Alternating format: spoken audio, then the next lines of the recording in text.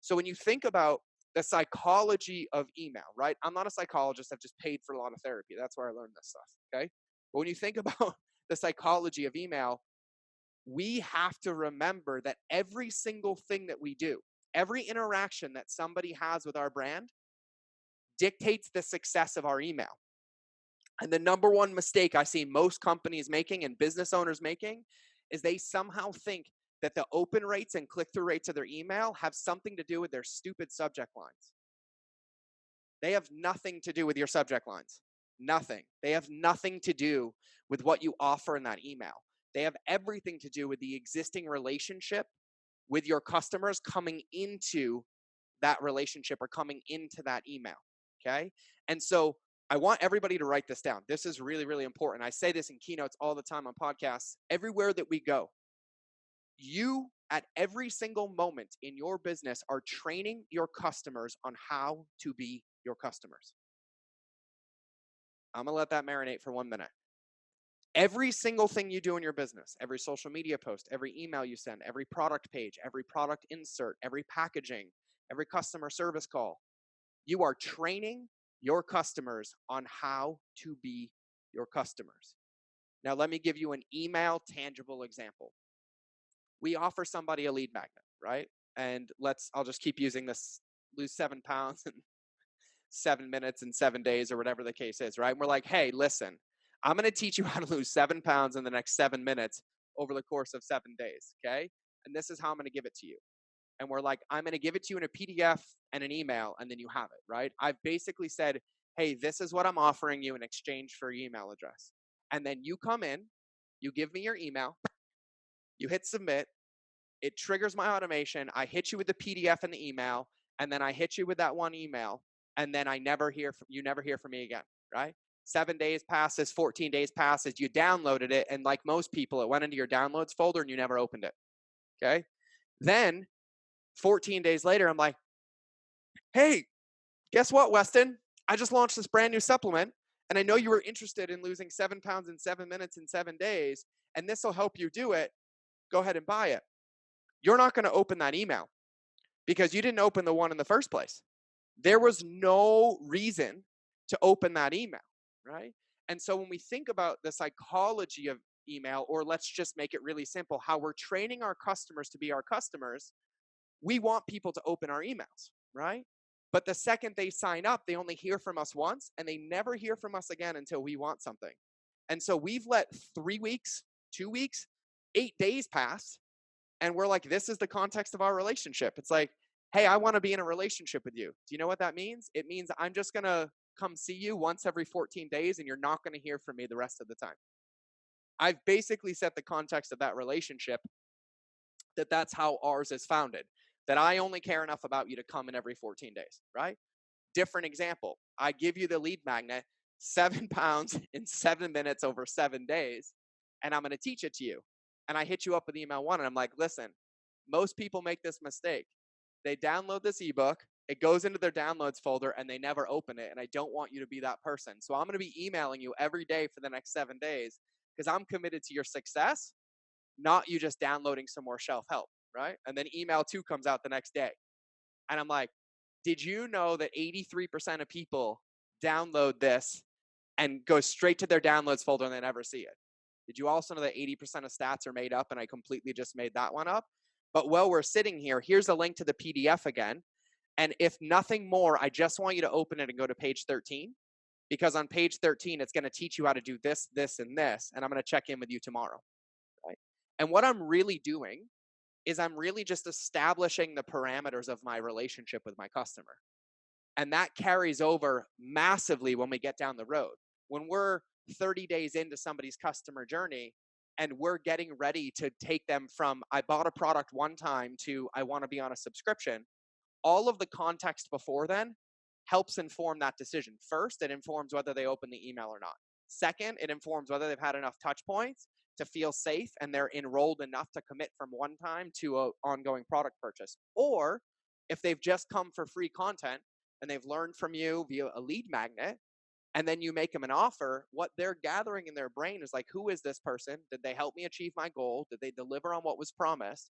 Oh, they totally did. And I was in a relationship with this person every single day. Now, I'll give you a tangible example on how this works. Amazon is an amazing example for this. And none of you can say no to this. I know this to be true. All the time. Amazon's pretty aggressive with cart abandonment emails all the time. You add something in your cart, it's in your inbox, it's in your inbox, it's in your inbox. But what I know is when it hits your inbox, when you see Amazon's name, you don't actually open the email and click on the link. You just type amazon.com in and you go to your cart. And that's because of the context of your relationship with Amazon.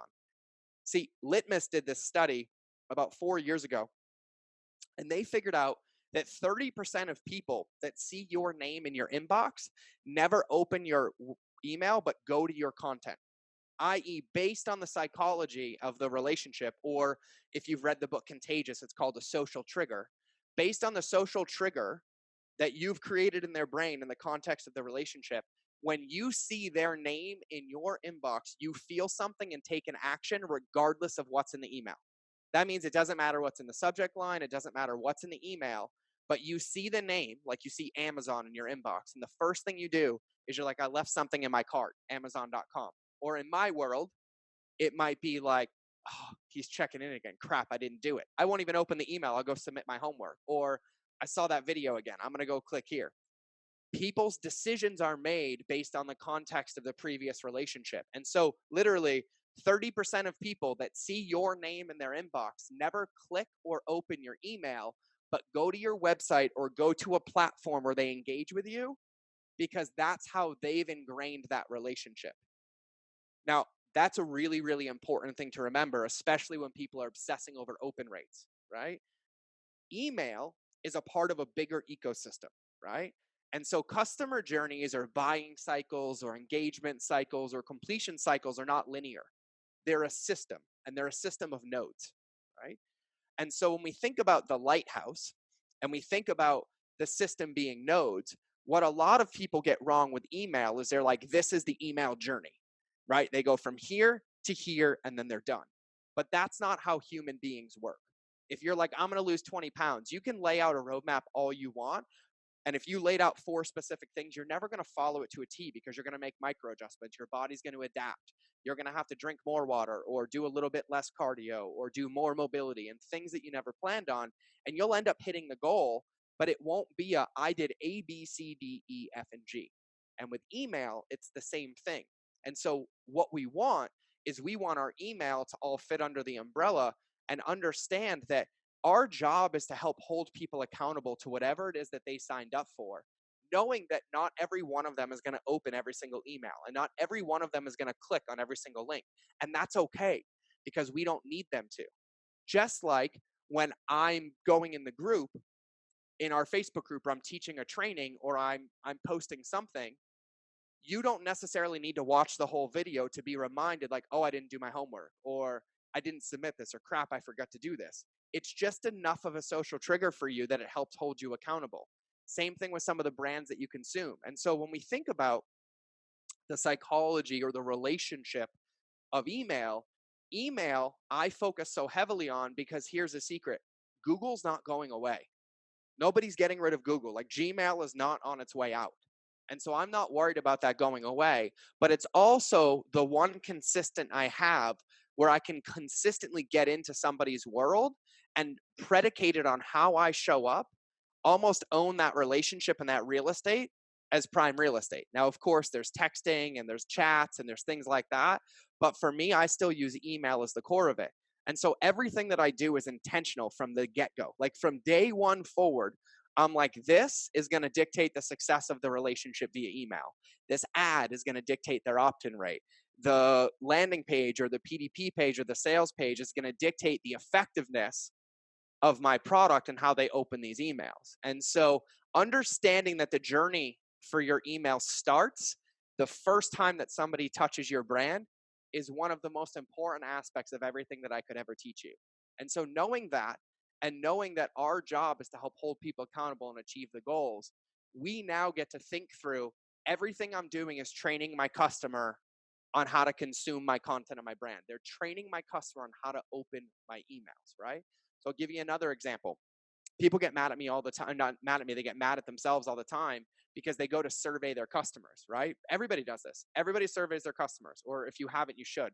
I don't do it like most people do, but when you think about it, they're like, okay, I have this email list. There's 120,000 people on it. They're all my buyers. I hit them up with content. I do boom, boom, boom, boom, boom, boom.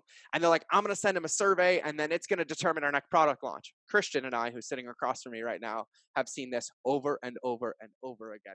Ready? And so here's what it is. Like, yep, I got this supplement company, 120,000 people on our email list. We're doing 15 million a year. I'm going to get everything I need from this survey. They send out this survey, and they get 100 responses out of 120,000 people. And then they're like, what happened? How can I fix it? I'm like, you can't. And they're like, why?